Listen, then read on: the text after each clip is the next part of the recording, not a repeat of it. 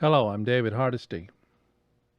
This lecture begins our three-part study of acquisitions and dispositions of web-based businesses. This first lecture covers the identification and accounting for Section 197 intangibles.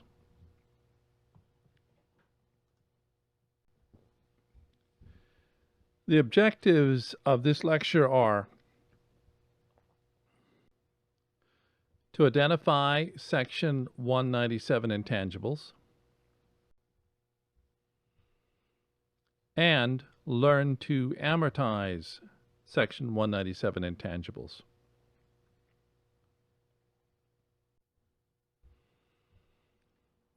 The first thing we need to know is how to identify a Section 197 intangible.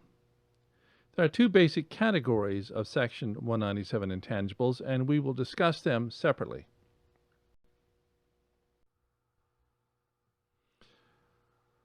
The first is an asset that is always a Section 197 intangible when it is acquired. Whenever this type of intangible is acquired in a taxable transaction, it will be taxed as a Section 197 intangible. In the next slide, we will list these types of intangibles. The second is an asset that is a Section 197 intangible only when acquired in connection with the acquisition of all or part of a business.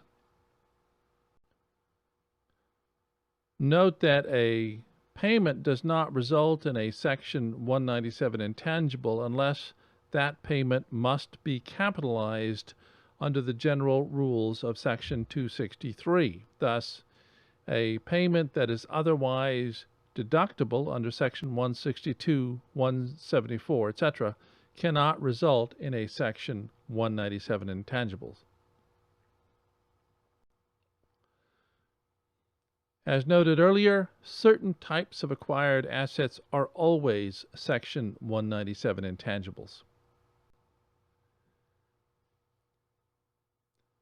The common characteristic of assets that are always Section 197 intangibles is these assets are inextricably linked to a business. That is, these are assets that cannot be transferred without also transferring some substantial aspect of an existing business. A study of these assets should show that the acquisition of any one of these assets also constitutes the acquisition of some portion of a business enterprise.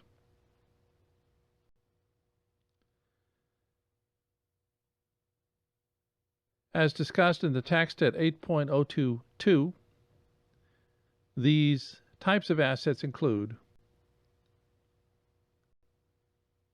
goodwill, going concern value, workforce in place,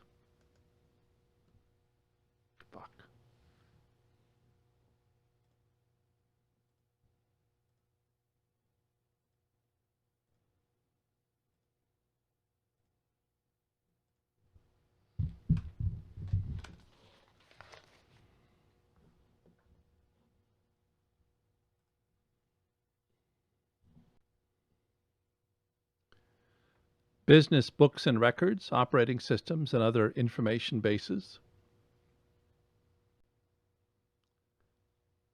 formula, process, design, pattern, know-how, format, or other similar item,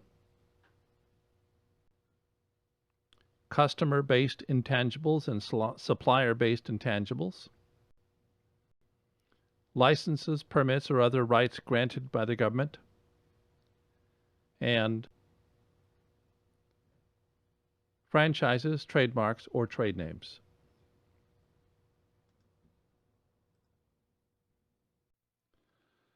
Here's an example of the acquisition of a trademark and domain name, which is always a Section 197 intangible. Assume XYZ Inc. purchases all of the rights to the trademark and domain name yahoo.com. The acquisition of this trademark and related domain name inherently carries with it the acquisition of the goodwill of the business associated with the yahoo.com brand. Even if the acquirer obtains no other assets owned by Yahoo, it acquires a substantial amount of the value of the Yahoo brand. However, it is difficult to imagine acquiring the Yahoo trademark without also acquiring the rest of Yahoo, because if the acquirer obtains only the Yahoo brand without everything that goes with it, the brand would almost immediately become worthless. Moreover, Yahoo would not sell its trademark separately, because without the Yahoo brand and domain name, Yahoo's other businesses would quickly lose value. Thus, the acquisition of the Yahoo trademark is an example of a trademark used by an active business that cannot be transferred without affecting a substantial part of the business. That is, it cannot be transferred without an effect on a product line or other major business activity, and it cannot be transferred by itself with any hope of retaining its value. Here's an example of the acquisition of know-how, which is always a Section 197 intangible. Webco is an online company that provides specialized online information search services. The successful operation of the online service depends entirely on a highly trained staff of programmers who keep the site's technology cutting edge, and web evangelists who know the product intimately and are charged with managing product development and sales strategies to increase the market for the product.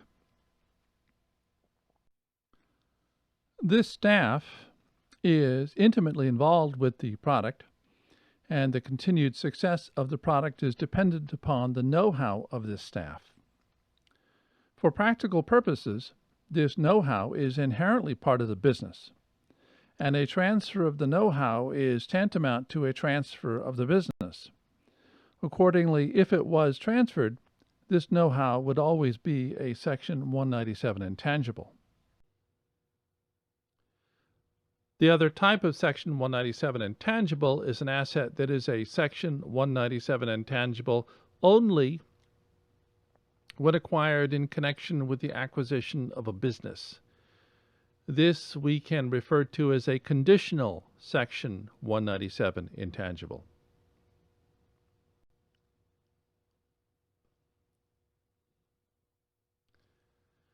Certain intangibles are not inextricably linked to operating businesses, and these are Section 197 intangibles only when acquired in connection with a business acquisition. Examples of these are as follows. Interests in a film, sound recording, videotape, book, or similar property. Patents or copyrights. Certain limited rights or licenses.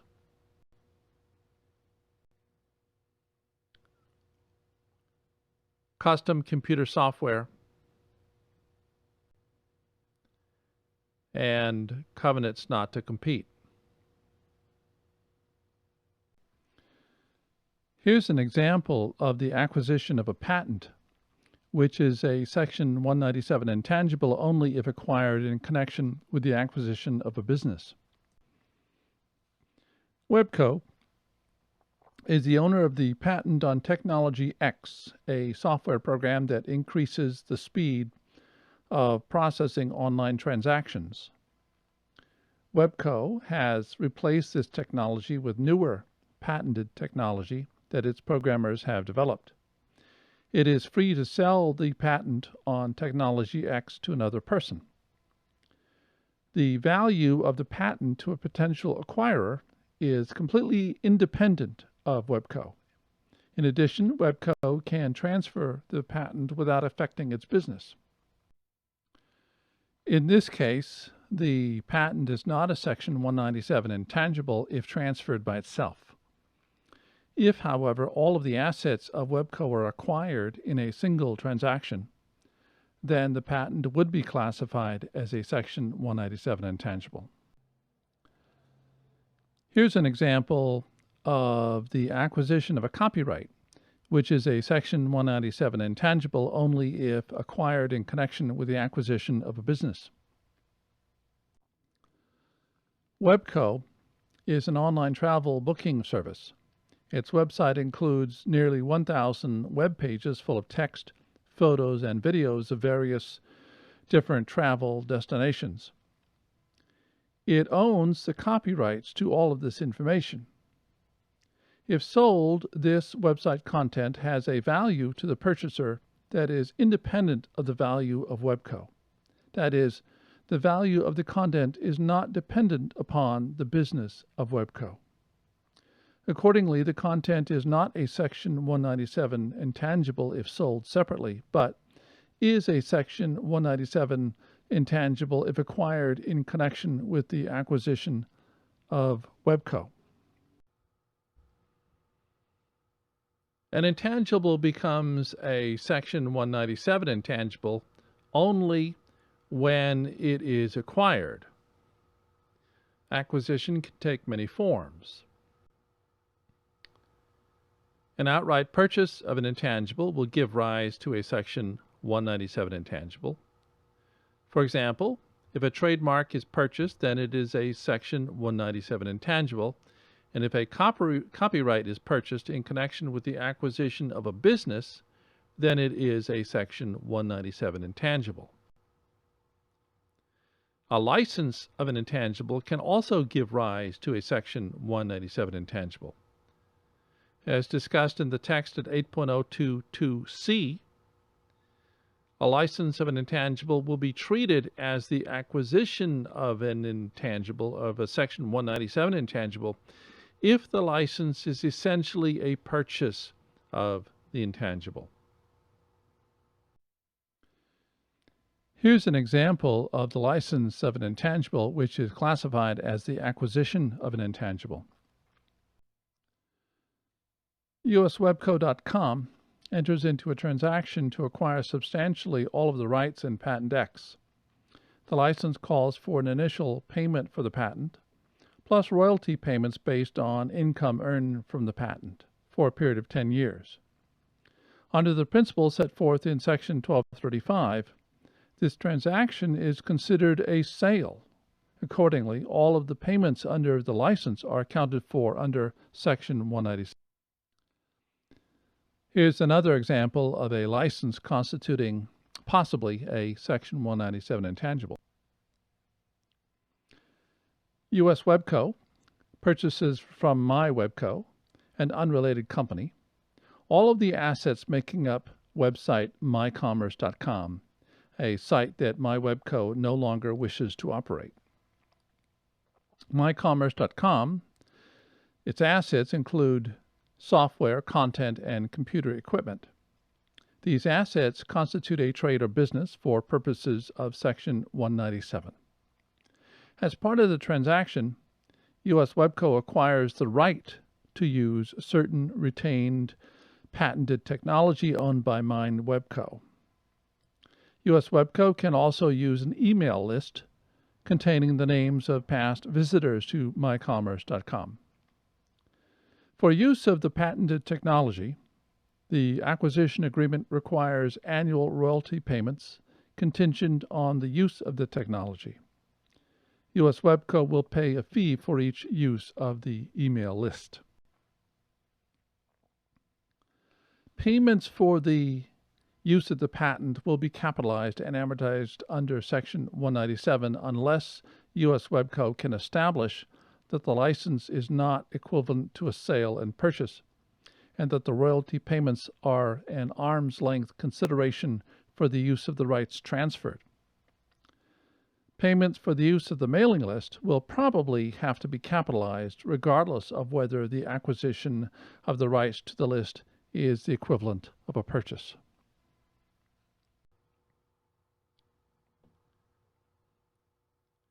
Section 197 requires capitalization of payments made to to acquire Section 197 intangibles. If there is an acquisition of a Section 197 intangible, then, as explained in the text at 8.022b, the capitalized cost of the intangible includes its initial cost plus future costs, including contingent amounts.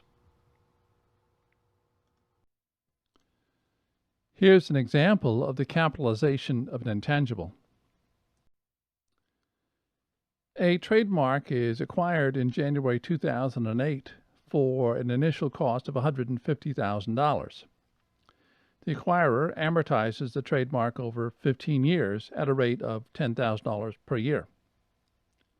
In January 2010, based on a contingency in the purchase contract, the buyer makes an additional payment of $75,000 for the trademark. This amount is amortized over the remaining life of the intangible, which is now 13 years.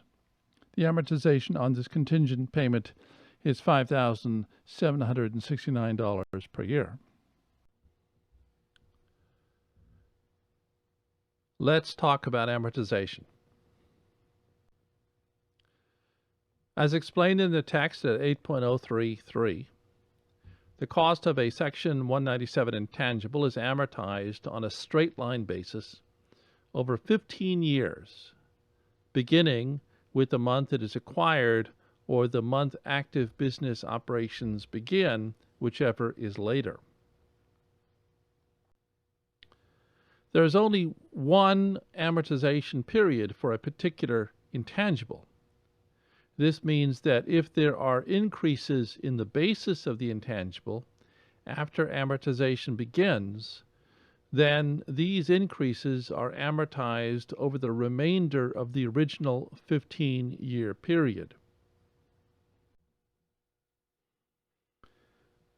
For example, Webco acquires a trademark that is a Section 197 intangible on January 1st, 2007 for $150 and begins amortization on that date. On January 1, 2008, it makes another payment of $100 in connection with the acquisition.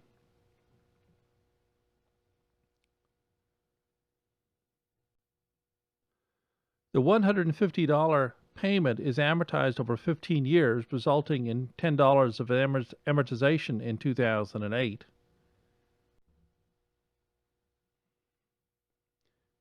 The $100 payment is amortized over 14 years, resulting in $7.14 of amortization in 2008.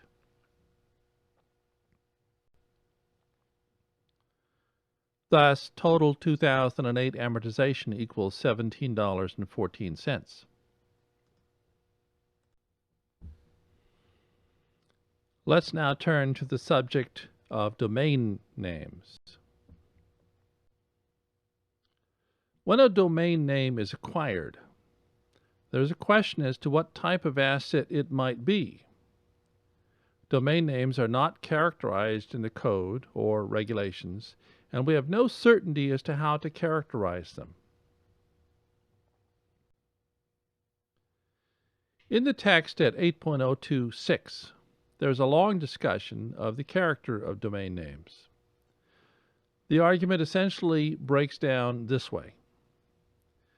A domain name that is identified with a certain product, service, or company may be treated as the equivalent of a trademark and treated for tax purposes as such.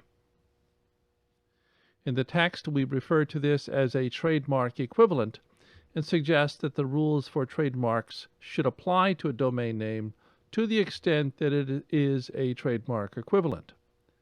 When such a domain name is acquired, it can be treated as a Section 197 intangible. A domain name that is not identified with any product, service, or company may be treated as some other kind of intangible. If a domain name is not treated as a trademark, then it is not a Section 197 intangible. In this case, the general rules for the accounting for intangibles apply. For example, amortization of the cost of such a domain name will be taken over its useful life. Here's an example of a domain name with no trademark value. Blank.com is a domain name where blank is a generic word such as drugs, wine, or software. The name is owned and used by a website that is not an active business. This could be a website that has never started business or has gone out of business. It could also be the website of a domain name speculator, a company that registers domain names and hopes that they can be sold for a profit. The website owners decide to sell the domain name, which has a market value of $1 million. Clearly, the domain name has no trademark value. It has only inherent value. Here's an example of a domain name with trademark value. The facts are the same as in the above example, except that the website is very successful and has a large and loyal customer base. The website owners decide to sell the business, including the domain name, which now has a market value of $2 million. A portion of the value of the name derives from its association with the business. To the extent of this value, the name should be treated as having trademark value. The remaining value is the name's inherent value. The inherent and trademark values in this transaction are separate assets, and their values have different sources. One value is sourced in the inherent value of the exclusive use of a generic term, and the other value is sourced in the goodwill of the business. Finally, let's briefly examine the nature of software that is a Section 197 intangible. Before software can be treated as a Section 197 intangible, it must meet the following requirements discussed in the text at 8.024. The software must be acquired in connection with the acquisition of a business, and it must be either custom software or off-the-shelf software that has been substantially modified. Note that custom software acquired in a transaction that includes the acquisition of a trademark or trade name will be considered software acquired in connection with the acquisition of a business. Thus, the acquisition of the copyright to commercially sold software, along with the acquisition of the trademark of that software, will be a Section 197 intangible.